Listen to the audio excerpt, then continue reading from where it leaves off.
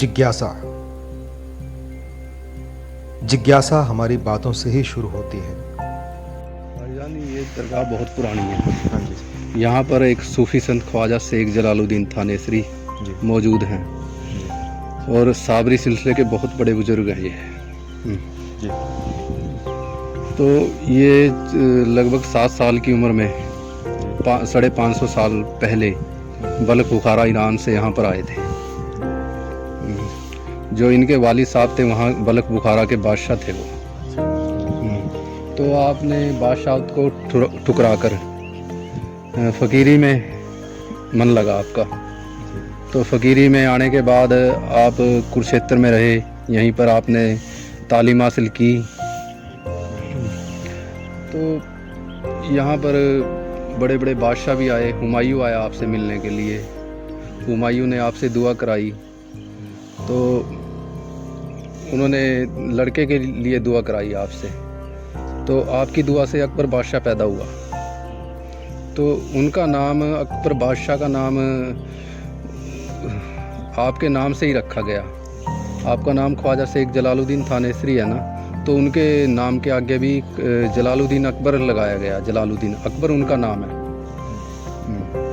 तो अकबर 17 साल की उम्र में आपके पास आया पानीपत के तीसरे युद्ध में। तो उन्होंने आपसे दुआ कराई युद्ध में फतेह के लिए। 1200 सैनिक उनके साथ थे, 1200 सैनिक, और आपके पास आधी रोटी थी सिर्फ उस टाइम। आधी रोटी में आपने 1200 सैनिकों को रजा दिया, और उसके बाद भी वो आधी रोटी ऐसे कैसे बच गई? कि आप यहाँ लंगर चलता था 12 महीने, और अकबर पंजाब का दौरा था अकबर का, फौज भूखी थी सारी की, और दर्शन जरूर करने, दर्शनों के लिए आए। दर्शन की इजाज़त मिल गई, कदम पोसी करी, खाने का टाइम था, बैठ गए। बोले अकबर खाना खा लो। अकबर लगा कहने बाबा जी खाना क्या खाऊंगा, भूखी सारी फौज है, प्यासी भी है, भूखी भी, सारी फौज को बुला लो। सारी फौज आ गई, कमरे में बैठ के, नीचे कमरे में बैठ के, जब कमरे में ऐसे महसूस हो जैसे जगह बाकी अब भी बची है, फौज सारी आ गई। अब चंगेरी में आधी रोटी बची हुई थी, वो आधी रोटी निकालते गए, देते गए, निकालते गए, देते गए, निकालते गए, देते गए, सारी फौज रच गई, आधी रोटी फिर बच गई। ले जी चले गए। उसके बाद 3 साल के बाद फिर दौरा अकबर का यहाँ पंजाब को आया। तो बाद में जब दौरा पंजाब को आया 3 साल के बाद, फिर पारस पथरी लेके आए साथ में। मेरे बाबा के यहाँ लंगर चलता है, और ये इससे सोना बना के थोड़ा बहुत लंगर में बाजार में बेच के गल्ला खरीद के तकसीम कर ले करेगा लंगर में। तो पारस पथरी एक ताक में रखवा दी, अगर उसमें रख दो भाई, ताक में रखवा दी पारस पथरी, रखी रही, कोई बात नहीं।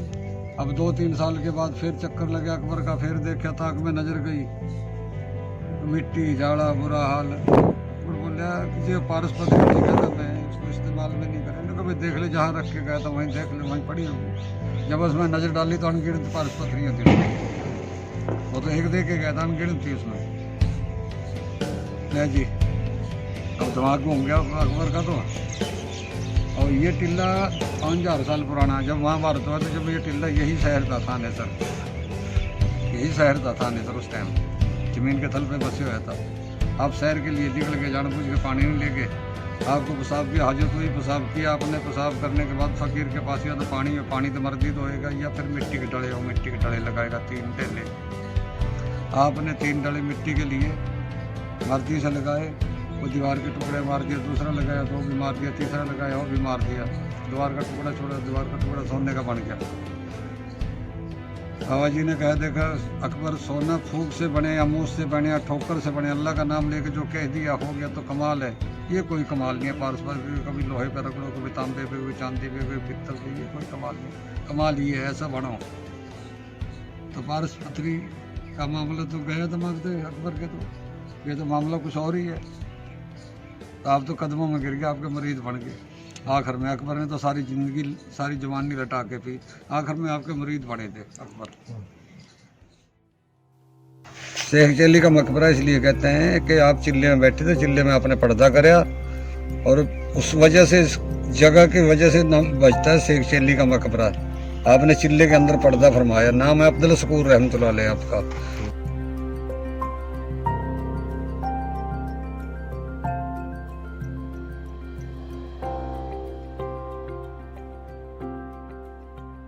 ये शेख चिल्ली तो इनका नाम था अब्दुल शकूर रहमतुल्लाह अलैह। इनके पास दारा सिखों के बच्चे पढ़ते थे।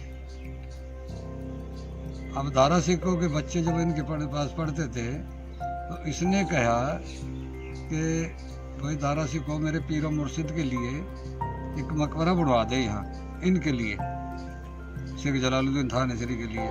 तो ये कोई बड़ी बात नहीं जो बनवा देते हैं, हमारे यहाँ कोई कमी है किसी चीज़ की, बादशाह का मालिक था। अब मकबरा बनवा दिया, बन के तैयार हो गया। अब जब मकबरा बन के तैयार हो गया आप यहाँ आए, बोले बाबा जी आपके लिए मकबरा बना दिया। भाई अल्लाह जिसे चाहेगा उससे मिलेगा, मेरा क्या उसमें। अच्छा हाँ ऐसे ही होगा।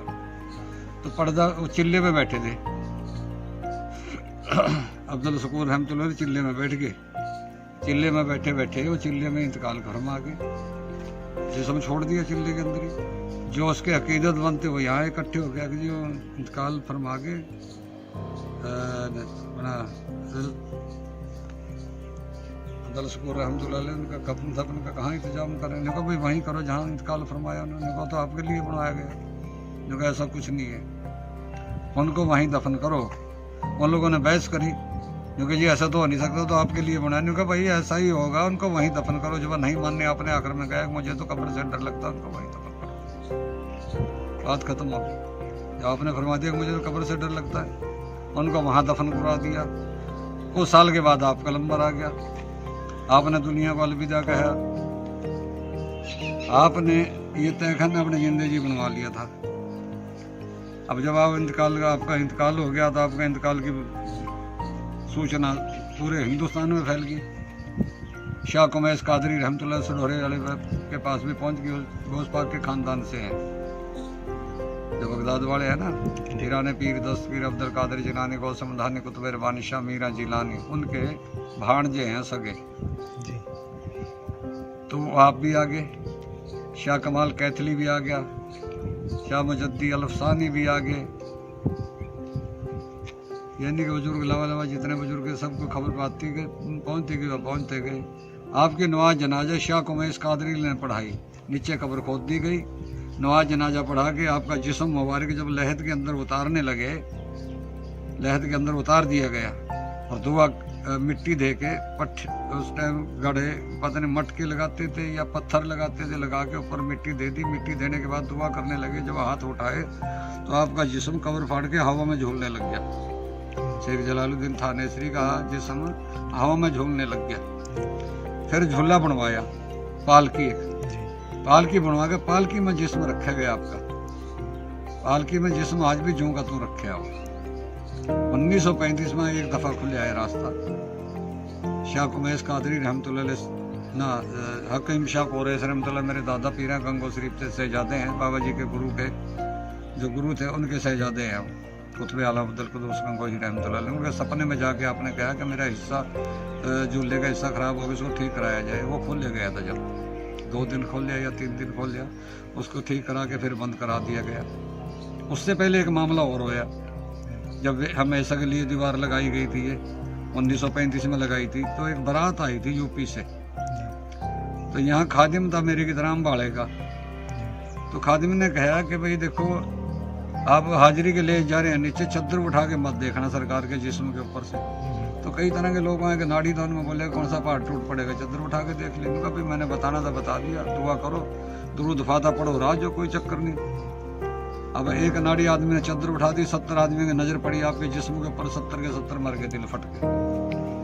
फिर हमेशा के लिए दीवार लगाई गई थी 1935 में। उसके बाद खुली है एक फेरी, उसके बाद कोई नीचे नहीं गया 1935 के बाद। अब ये मामला ऐसे है भाई, जब इतने साल पहले आपका जिस्म जूं का तूं था, क्या 1935 के बाद आज भी जूं का तूं नहीं होगा क्या?